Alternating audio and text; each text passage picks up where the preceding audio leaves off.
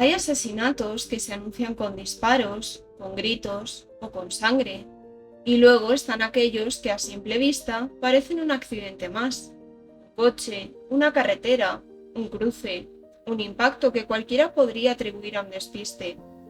Pero, ¿y si ese coche hubiera sido planeado? ¿Y si detrás del volante hubiera alguien incapaz de aceptar un rechazo? ¿Y si durante años hubiera existido una obsesión que nadie logró detener? La historia de Jessica Méndez nos recuerda que en ocasiones la violencia no necesita un arma de fuego ni un cuchillo. Basta una obsesión alimentada durante demasiado tiempo y una decisión tomada en apenas unos segundos para cambiar una vida para siempre. Bienvenidos a Archivo Mortal, donde abrimos expedientes que muchos querrían olvidar. Historias reales, oscuras y perturbadoras, historias que no podemos dejar pasar. Gracias por estar aquí. Si os gusta este contenido, suscribiros, dad un like, activad la campanita para no perderos ningún episodio y compartidlo. Ahora sí, abrimos el archivo.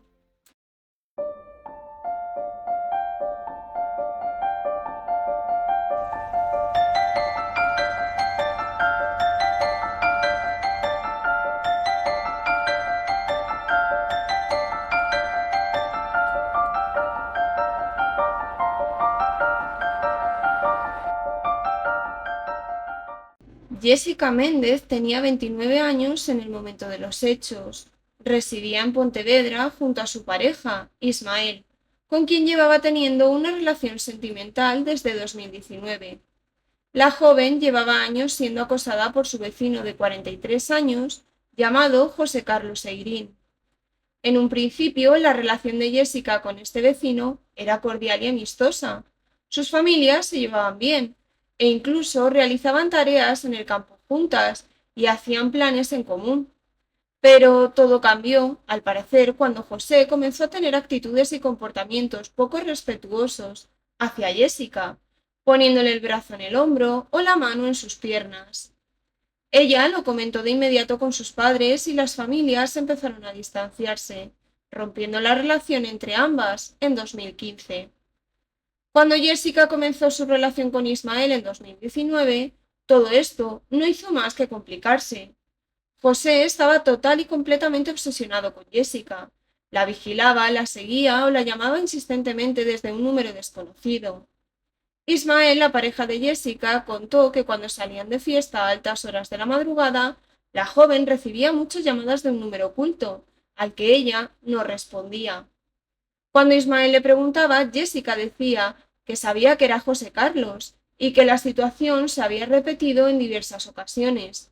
Era algo que ocurría recurrentemente.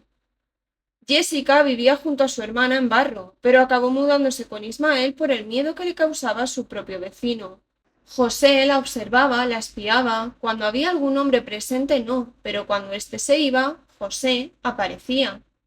Un día Jessica llamó a Ismael para decirle que mientras ella se estaba duchando, José Carlos estaba observando su sombra a través de la ventana.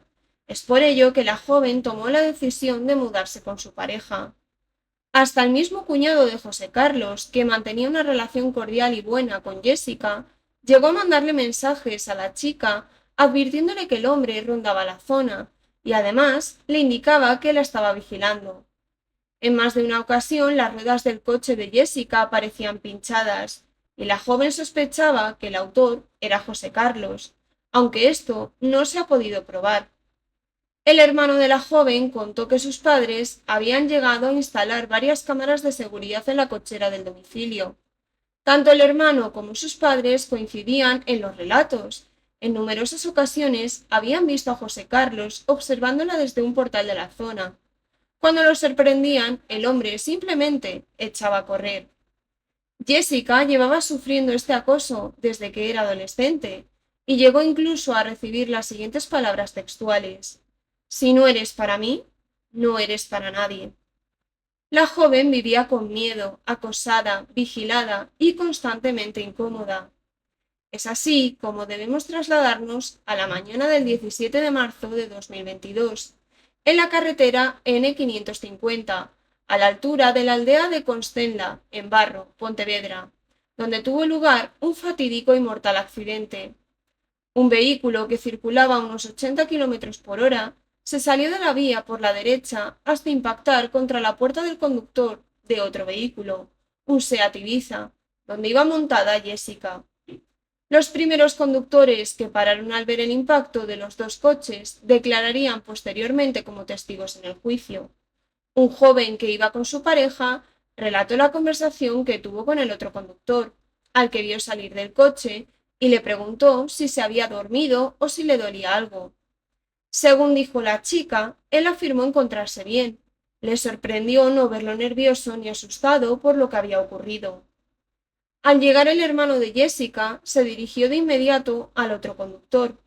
Se trataba de José Carlos Eirín, el vecino de Jessica. Le preguntó qué era lo que había hecho con su hermana. La testigo dijo que en ese momento se dio cuenta que conocía a la víctima, pero que no les había dicho nada previamente.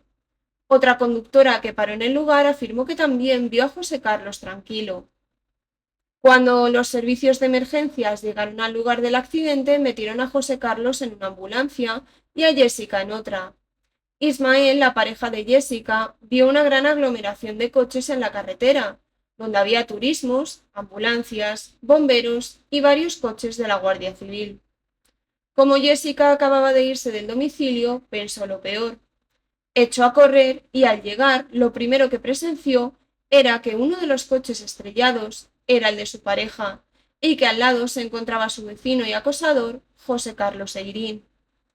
Jessica sufrió un traumatismo cráneoencefálico, un hematoma subdural y un edema cerebral. Eran lesiones tan graves que se descartó una intervención quirúrgica, falleciendo 24 horas después en el Hospital Álvaro Cunqueiro, en Vigo. El mismo día del siniestro, el cuñado de José Carlos le había enviado algunos mensajes, diciéndole: anda por ahí tu amigo, está mirándote. En esa ocasión, a unos 20 metros del portal donde vivía Jessica. A José Carlos se le realizó una prueba de alcohol y de estupefacientes, dando negativas ambas. En un principio, dijo no conocer de nada a la joven. Fue la posición en cómo quedaron los coches y la ausencia de marcas de frenada lo que les hizo pensar que aquello no se trataba de un simple accidente. Descartaron también que la víctima hubiese iniciado la maniobra para incorporarse a la carretera principal. Aseguraron que su coche estaba parado en el momento del impacto, en el ceda al paso que había para incorporarse a la nacional. No encontraron los indicios habituales que quedan cuando se intenta evitar una colisión. Es por esto que se remitieron horas después los informes al grupo de delitos contra las personas de la Guardia Civil. Los miembros del equipo de reconstrucción de accidentes de tráfico de la Guardia Civil concluyeron que José Carlos Eirín circulaba con su coche por la N550 a 81 km por hora y un segundo antes del impacto giró a la derecha para dirigirse hacia el vehículo de la víctima. El informe descarta que el accidente se produjera por una salida de la vía, debido a un despiste o al estado de la calzada. Para que el vehículo del acusado siguiese la trayectoria que siguió, era necesaria una maniobra de giro, algo intencionado y buscado por el investigado, que habría modificado su trayectoria para impactar conscientemente con el vehículo de Jessica. De hecho, se remarca que desvió su coche sin justificación aparente. En el informe e investigación de la Guardia Civil también se recogen los testimonios de los padres y hermanos de Jessica, así como de su pareja y sus más allegados. Todos coinciden y sostienen lo mismo. La joven llevaba años siendo acosada por su vecino, que sufría una obsesión enfermiza por Jessica. Existían WhatsApp previos entre la víctima y el entonces acusado, y había indicios en que José Carlos buscaba acercarse en todo momento a Jessica, en contra de la voluntad de la joven. El mismo día del crimen se decretó prisión provisional para José Carlos. Dijo no recordar nada del accidente, salvo que vio introducirse algo en la carretera. El hombre declaró que había tomado tramadol, un analgésico opioide que actúa sobre el sistema nervioso central. Le pudo dar sueño, pero que, no obstante, admitía que antes del accidente se encontraba plenamente consciente. En marzo de 2024 tuvo lugar el juicio en la audiencia de Pontevedra por el crimen de Jessica Méndez, celebrado ante un jurado popular donde la Fiscalía pedía 24 años de cárcel, al apreciar un agravante por motivos de género. El acusado no respondió a las preguntas del fiscal e hizo solo una breve declaración. Soy inocente, yo no sabía quién iba dentro del coche, y no pude hacer nada para evitar el accidente. Casi 20 testigos, entre ellos 11 agentes de la Guardia Civil, 2 médicos forenses, familiares y allegados de la víctima, entre otros propuestos por la acusación particular, intentaron en esos días aportar luz a este caso tan complejo. Al acusado no se le pudo imputar el delito de violencia de género al no existir ningún tipo de relación sentimental con la víctima. Tampoco hay pruebas de un acoso previo, aunque los indicios sí que apuntan a una obsesión de José Carlos hacia la víctima, el cual fue el detonante del presunto asesinato. Las acusaciones particulares de la familia y del novio de Jessica pedían entre 22 y 23 años de cárcel. Sin embargo, el abogado del acusado pedía la absolución o condena por homicidio imprudente, ya que sostenía que fue un accidente de tráfico totalmente fortuito, causado por la ingesta de medicamentos, paracetamol y tramadol, que había tomado el acusado.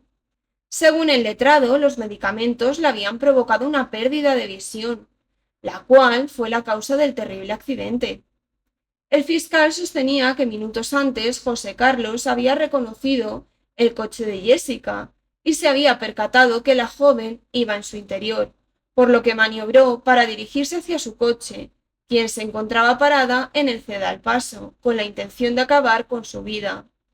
Otros testimonios apuntaban que el hombre había quedado marcado porque su padre se había quitado la vida unos años antes. Al parecer, Eirín fue el que encontró a su padre sin vida y quedó totalmente marcado por esta situación. Desde ese momento su carácter cambió por completo. Las autoridades creen que el enamoramiento que el hombre sentía hacia Jessica dio paso a la obsesión al sentirse rechazado cuando la joven comenzó la relación con Ismael. El Tribunal Provincial impuso finalmente una condena de 22 años de cárcel, ya que se considera probado que el acusado actuó con el propósito de quitar la vida de la víctima y dirigió su vehículo intencionadamente contra el que pilotaba ella. Se le aplicó agravante por motivos de género.